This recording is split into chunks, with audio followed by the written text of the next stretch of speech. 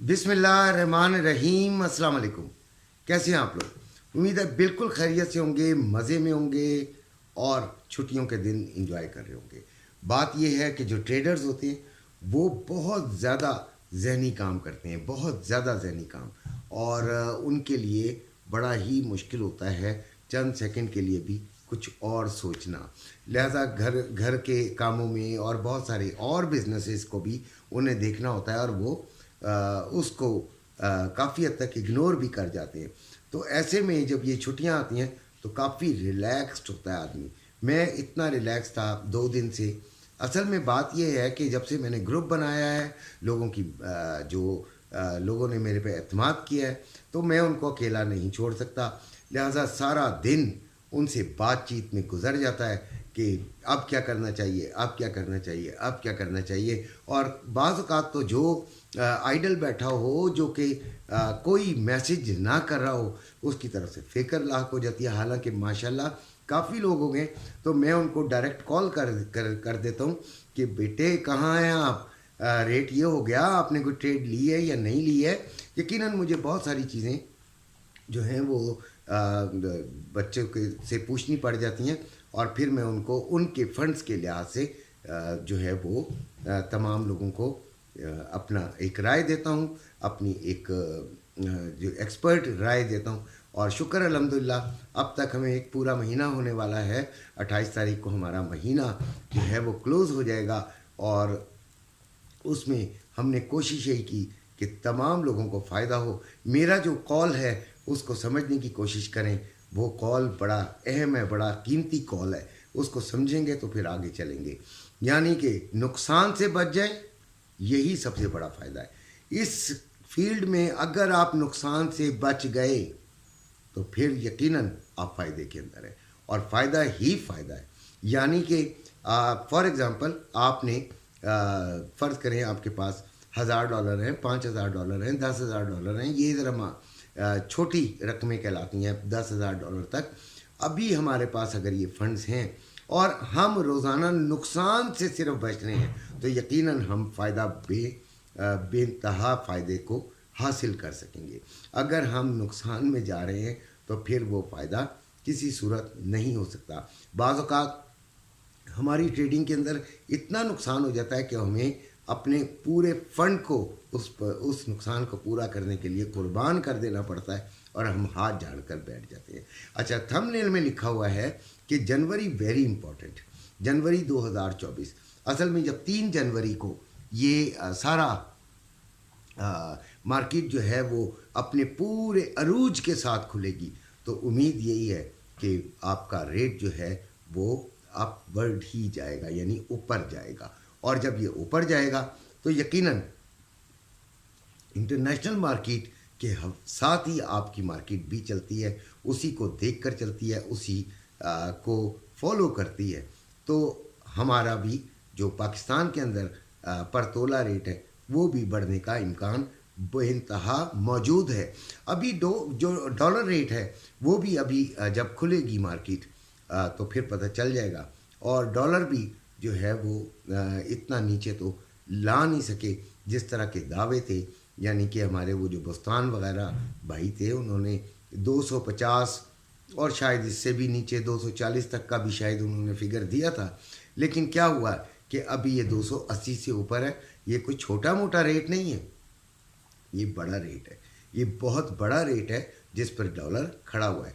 और अभी इसके बारे में बहुत सारे मुआशियात जानने वालों की राय ये है, आरा उनकी ये है कि ये जो है ये एक तरह से मसनूई तौर पे रोका गया है। आपने स्मगलिंग रोकी है, आपने होर्डिंग रोकी है, आपने गैर जो रजिस्टर्ड कारोबार डॉलर का है वो रोका है। आपने तरक्की क्या की है? कुछ भी नहीं। आपकी एक्सपोर्ट क्या बढ़ी हैं? कुछ भी नहीं। आपके रेमिटेंसेस जो आती थी उसमें बिन मामूली सा इजाफा हुआ था, और अब तो फिर कमी हो गई है। लिहाजा आपका करंट अकाउंट का खसारा अभी काफ़ी हद तक गिरा है।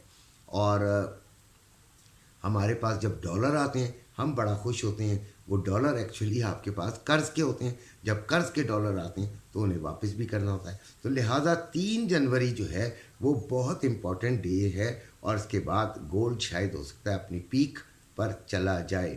اس لیے آج کی ویڈیو، صبح کی بھی ویڈیو میں میں نے یہی کہا تھا کہ آپ نے گولڈ کو اگر سیل کرنا چاہ رہے ہیں ابھی، تو اگر ہولڈ کر سکتے ہیں تو کچھ عرصہ ہولڈ کر لیجئے، اور اگر آپ نے نہیں خریدا تو چلیں ایک چانس لے لیجئے 20-30% خریدنے کا. کہیں ایسا نہ ہو کہ آپ نہ خریدیں تو کل اپنے چاچا کو یہ کہہ رہے ہوں کہ چاچا جی آپ تو روکتے تھے، اور میں نے واقعی روکا.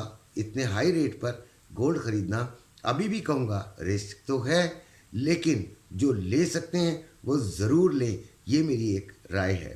ابھی تو گولڈ جو ہے وہ میرا خیال ہے کہ 2050 کے اس میں چل رہا ہے. ابھی میرے پاس سامنے فگر نہیں ہے، بوڑھا آدمی ہوں، اتنی جلدی اسے یاد نہیں رکھ سکتا ہوں، ٹھیک ہے. لہٰذا اس بارے میں بھی کوئی ایسا کمنٹ نہ کیجیے گا کہ آپ کو پتہ ہی نہیں ہے.